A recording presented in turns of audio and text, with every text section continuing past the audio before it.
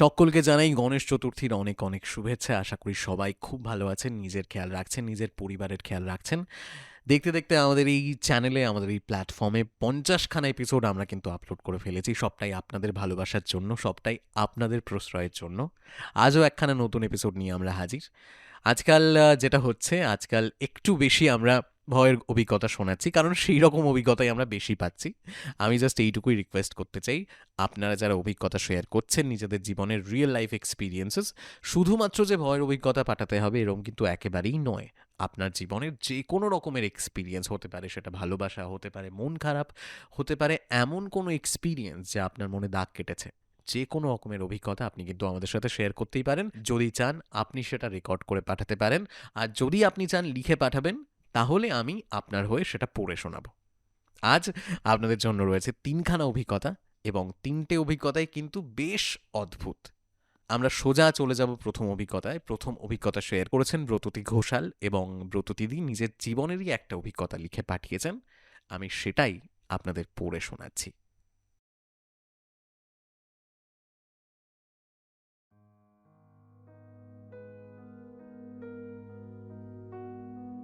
High জো, আমি ব্রততীদি। গত সপ্তাহ ধরে তোমার বলা ঘটনাগুলো শুনছি, বেশ ভালো লাগছে। আজ আমি আমার একটা অভিজ্ঞতা তোমার সাথে শেয়ার করলাম। ভালো লাগলে শ্রোতা বন্ধুদের সাথেও শেয়ার করো। ঘটনাটা ঘটেছিল আমার ছোটবেলায়, আমাদের আদি বাড়ি যেখানে। প্রসঙ্গত বলে রাখি, আমরা এখন সেখানে থাকি না, আলাদা বাড়িতে থাকি। তার পাশে একটা পুরনো একতলা বাড়ি আছে। বাড়ির মালিককে আমি কখনো দেখিনি, তবে শুনেছি তাদের নাকি কলকাতায় ব্যবসা আছে এবং সেখানেই থাকেন। এই একতলা বাড়িটির দেখভালের দায়িত্ব দিয়ে গেছেন পাড়ারই আর এক পরিবারের হাতে। তারাও বেশ পরিষ্কার পরিচ্ছন্ন করেই রাখে। আমার একবার সেই বাড়িতে ঢোকার সৌভাগ্য নাকি দুর্ভাগ্য বলবো জানি না, হয়। তো সেই অভিজ্ঞতাই আমি আজ শেয়ার করছি।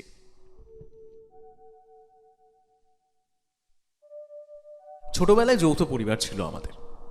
আমরা খুঁড়তো জ্যাঠতো মিলে টোটাল ৯-১০ জন ভাই বোন হই হই করে খেলাধুলো করতাম।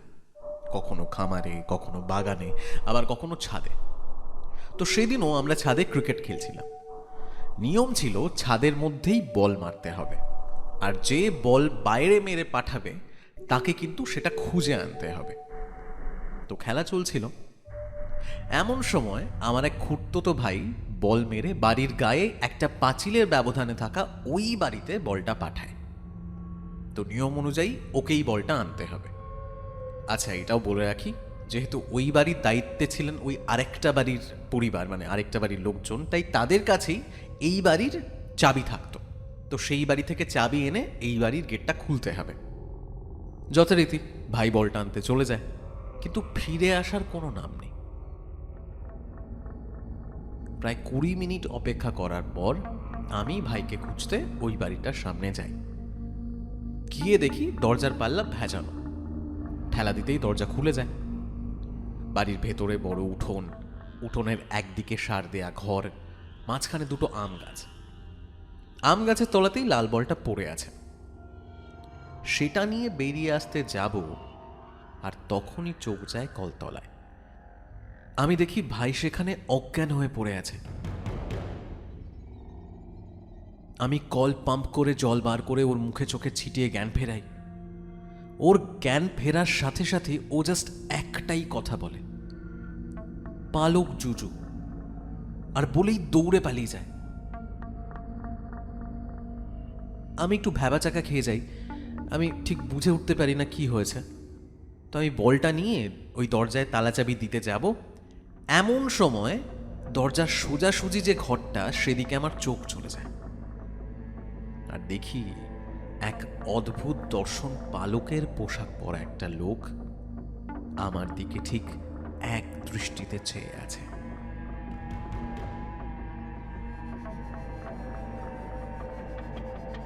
আমি আমি খুব ভয় পেয়ে কোনো রকমের তালা চাবি হাতে নিয়ে দৌড়ে বাড়ি থেকে বেরিয়ে আসি, এবং যারা ওই বাড়ির দেখভাল করতেন তাদের বাড়িতে যাই। সেই বাড়িটাও এই বাড়ির কাছাকাছি। তো ওই বাড়িতে তালা চাবি দিতে গিয়ে দেখি যে তাদের বাড়িতে কেউ নেই। শুধুমাত্র ওই ভদ্রলোকের বয়স্কা মা জানলা ধরে দাঁড়িয়ে আছেন, আর কেউ একজন সেই ঘরের ভেতরে খাটে শুয়ে আছে। আমি ওনাকে সব কথা বলি।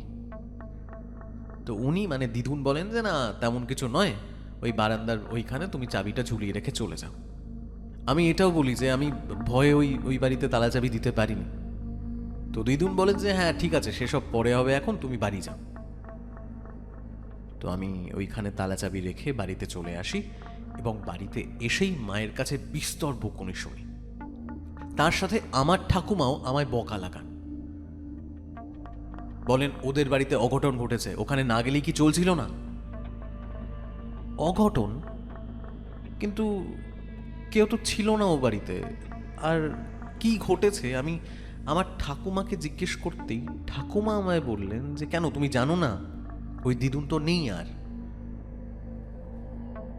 আমার মাথায় আকাশ ভেঙে পড়লেও বোধহয় আমি এতটা অবাক হতাম না। ধপ করে বসে পড়লাম মাটিতে।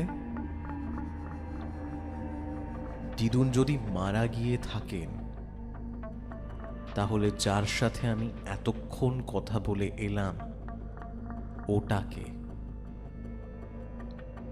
সত্যি বলতে কি যে আমি জানি না ওই পালক পরা মানুষ আর দিদুনের মৃত্যুর মধ্যে কোনো সম্পর্ক আছে কি না, তবে পুরোটাই আমার ধারণার বাইরে ছিল এবং আজও বিশ্বাস করতে কষ্ট হয় যে দিদুন ওই সময় মারা গেছিলেন।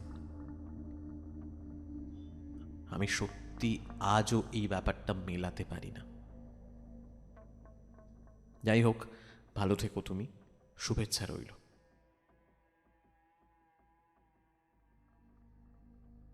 শুনলেন ব্রততিদির জীবনের অভিজ্ঞতা এবং ছোটবেলার ভয়ের ঘটনা, এমন ঘটনা যা সারা জীবন মনে থাকবে। আমি যখন এই অভিজ্ঞতাটা পড়ছিলাম আমি পুরোটাই ইমাজিন করছিলাম। প্রথম দিকে ওই পালক পরা একটা মানুষ, সেই সময় পর্যন্ত আমার মনে হয়েছিল যে এর মধ্যে কোনো ভৌতিক বা অলৌকিক কোনো ব্যাপার নেই, হতেই পারে হয়তো কেউ ইচ্ছে করে ওরমভাবে বাচ্চাদের ভয় দেখাচ্ছে।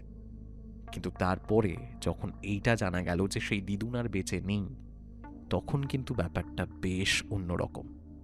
তাহলে ব্রত দিদি কার সাথে কথা বলে এলেন, একটা প্রশ্ন কিন্তু থেকেই যায়।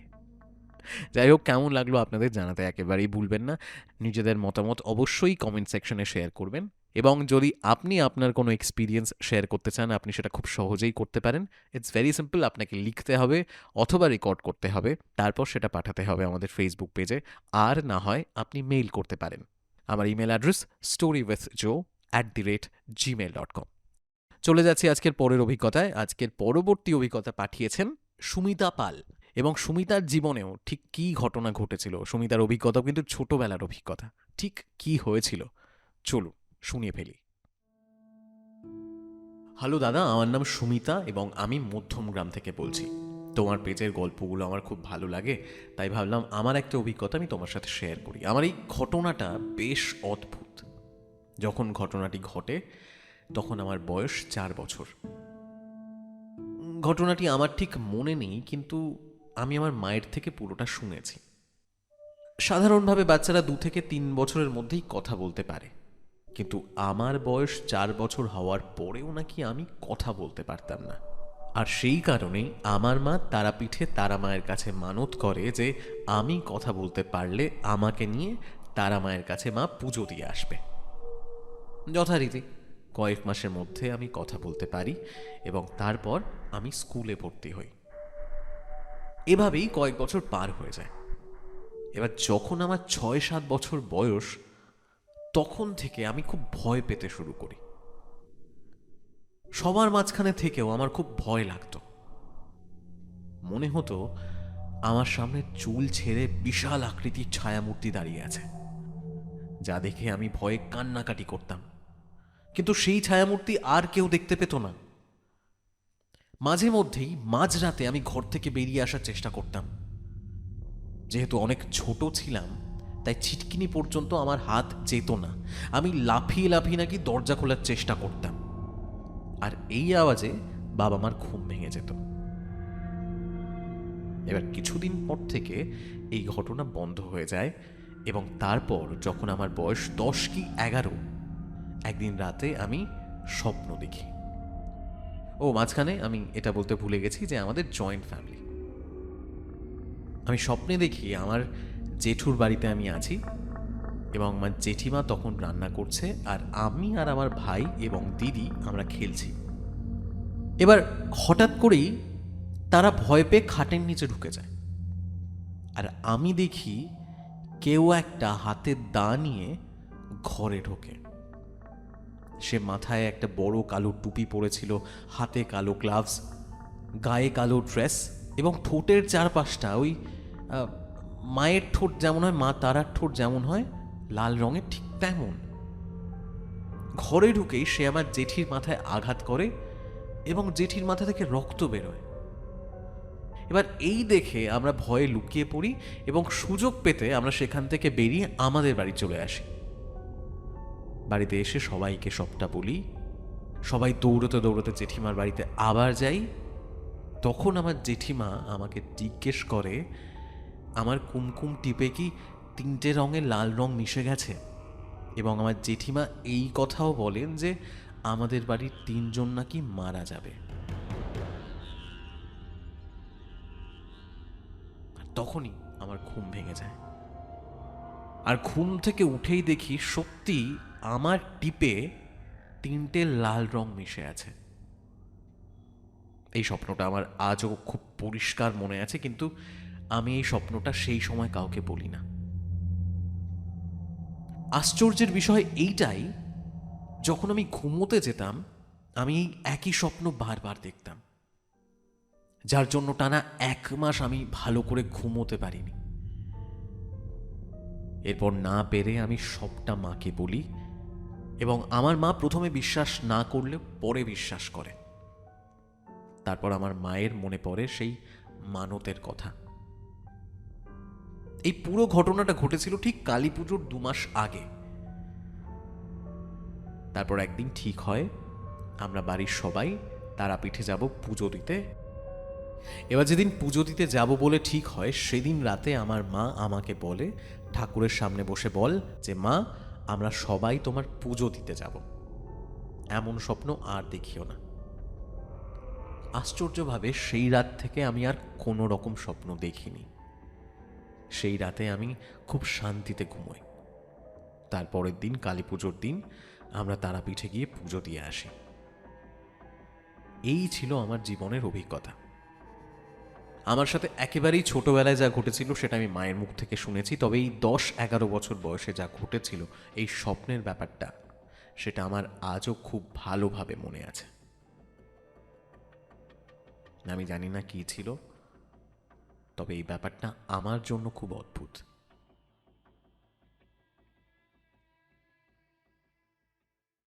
আমি এই ব্যাপারটা যে কতটা হয় আমি জানি না, তবে এই মানত করার ব্যাপারটা তো আমরা সবাই কম বেশি মানি, যে আমরা যখন কোনো কিছু নিয়ে মানত করি, বলা হয় যে সেই মানত যেন পূরণ করা হয়, না হলে কিন্তু অনেক সময় এরকম অনেক কিছু শুনতে পাওয়া যায়।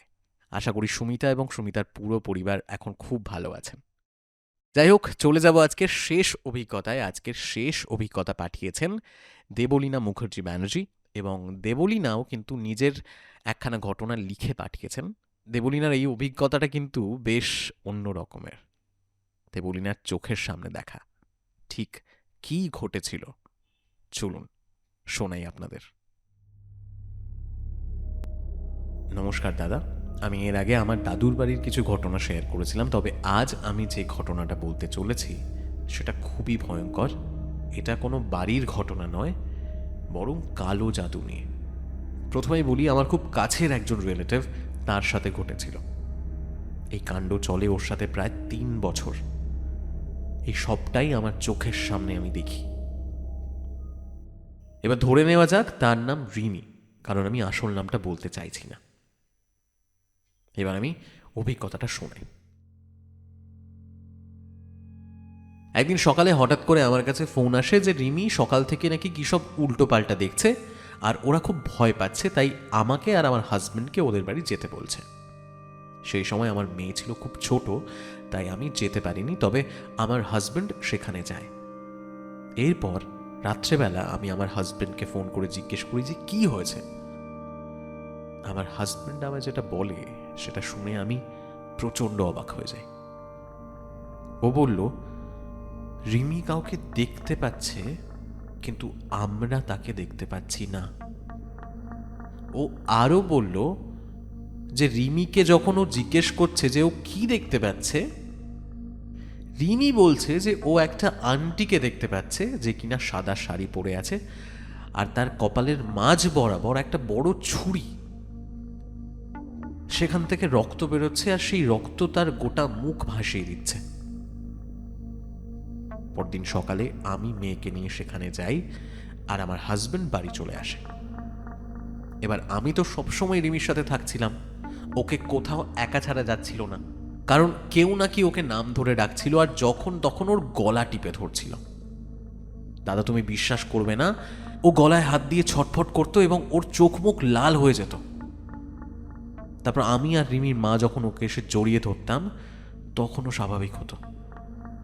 যখন এই ঘটনাগুলো ঘটে তখন কিন্তু রিমি কলেজে পড়ে।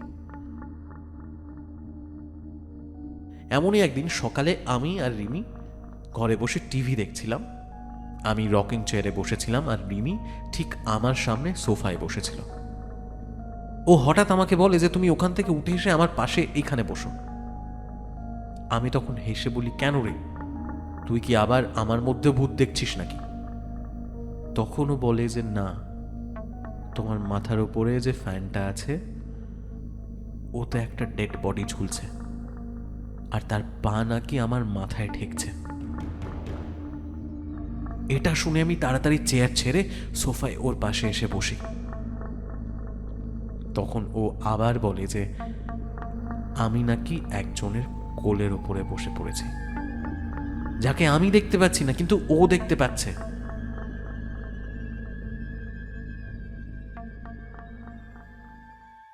এমন ঘটনা ওর সাথে এতটাই বাড়তে লাগলো যে ধীরে ধীরে ও ভয় পাওয়াটাও বন্ধ করে দিল।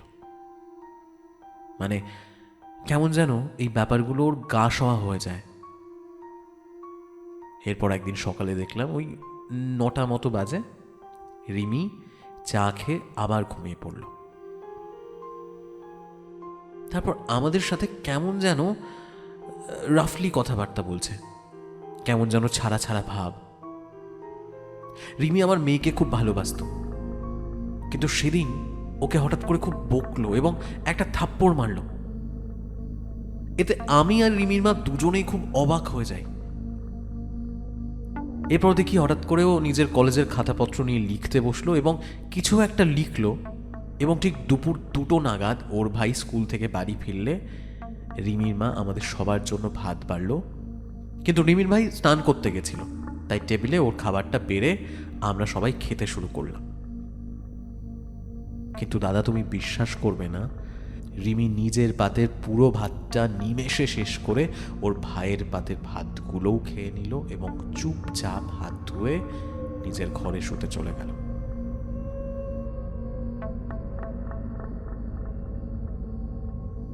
নর্মালি রিমি এতটা খাবার খায় না, কখনোই এমনটা করতে পারে না। এটা দেখে রিমির মা এবং আমি বেশ অবাক হই, কিন্তু অবাক হওয়ার এখনো অনেক বাকি ছিল। রিমি ঠিক দুপুর 3টে নাগাদ ঘুমোলো, আর ঠিক 15 মিনিট পর ঘুম থেকে উঠে আবার ঘড়ির দিকে তাকিয়েছিল। আমি তখন ওকে মজা করে বলি যে কিরে, তুই বারবার এরকম ঘড়ি দেখছিস কেন? ঘড়িতেও কি ভূত দেখতে পাচ্ছিস নাকি? ও তখনই আমাকে অবাক করে বলল যে তোমরা কি খেয়ে নিয়েছ? আমাকে ডাকলে না কেন? আমি তো সেই সকাল 9টায় ঘুমিয়েছি, আমার খুব খিদে পেয়েছে, খেতে দাও। এটা শুনে আমি আর রিমির মা দুজনেই অবাক হয়ে বলি যে এক্ষুনি তো তুই 2 থালা ভাত খেলি, নিজেরটাও খেলি, ভাইয়েরটাও খেলি। কিন্তু ও কিছুতেই মানে না। আবারও ওকে 1 থালা ভাত দেওয়া হলো এবং সে সেটা আবার খেল। এরপর ও যে এতক্ষণ জেগেছিল সেটা প্রমাণ করার জন্য আমি ওকে বললাম যে দেখ, কিছুক্ষণ আগেই তুই তোর কলেজের খাতাপত্র নিয়ে কিছু একটা লিখছিলিস। কিন্তু দাদা, ও যখন সেই ফাইল খুলল, আমরা দেখলাম ওর আগের লেখার সাথে আজকের লেখার একটুও মিল নেই। মানে সম্পূর্ণ একেবারেই অন্য হাতের লেখা। আমরা ভীষণ ভয় পেয়ে যাই। এরপর আমরা ওকে একজন তান্ত্রিকের কাছে নিয়ে যাই, এবং উনি তারপর বলেন যে কেউ এর ওপর কালা জাদু করেছে।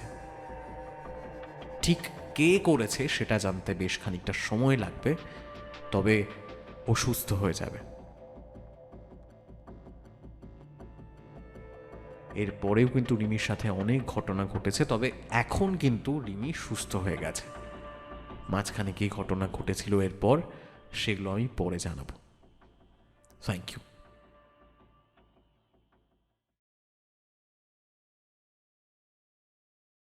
শুনলেন আজকে 3টে অভিজ্ঞতা, এবং এই 3টে অভিজ্ঞতাই কিন্তু 3 রকম। বেশ অদ্ভুত। প্রথম অভিজ্ঞতায় আপনারা শুনলেন যে একজন মানুষ যিনি বেঁচে নেই তার সাথে কথা বলা হয়েছে, একদম চোখের সামনে দাঁড়িয়ে তার সাথে তিনি কথা বলেছেন। দ্বিতীয় অভিজ্ঞতায় আপনারা শুনলেন মানত করা বা মানসিক করা বা মানসিক করা, সেই মানত করা নিয়ে ঘটে যাওয়া কিছু অভিজ্ঞতা। এবং তৃতীয় অভিজ্ঞতায় শুনলেন আপনারা কালো জাদুর ঘটনা। আমি রিসেন্টলি কিন্তু আরও একটা কালো জাদুর ঘটনা শুনেছি, আমি যেখানে থাকি এখানকার। আমি সেই অভিজ্ঞতা একদিন শেয়ার করব। বেশ অদ্ভুত 3খান অভিজ্ঞতা। আপনাদের আশা করি ভালো লেগেছে আজকের এপিসোড। নিজেদের মতামত অবশ্যই আমাদের কমেন্ট সেকশনে জানাবেন। এছাড়াও যদি কোনো ফিডব্যাক থাকে, শুধুমাত্র কমেন্ট সেকশন নয়, আমাদের ইমেল অ্যাড্রেসও আছে আপনাদের কাছে, সেখানে মেলও করতে পারেন। আর যদি আপনার অভিজ্ঞতা পাঠানোর থাকে, আপনি তো জানেন কিভাবে পাঠাবেন। ফেসবুকে আমাদের লিখে পাঠাতে পারেন, রেকর্ড করতে পারেন, আর না হয় মেইল করতে পারেন। ইমেল অ্যাড্রেস আবারও শেয়ার করছি, storywithjoe@gmail.com। আজকের গল্প, আজকের আড্ডা আমরা এখানেই শেষ করছি। সবার সাথে দেখা হবে পরের এপিসোডে। ততক্ষণ সবাই খুব ভালো থাকবেন। ধন্যবাদ।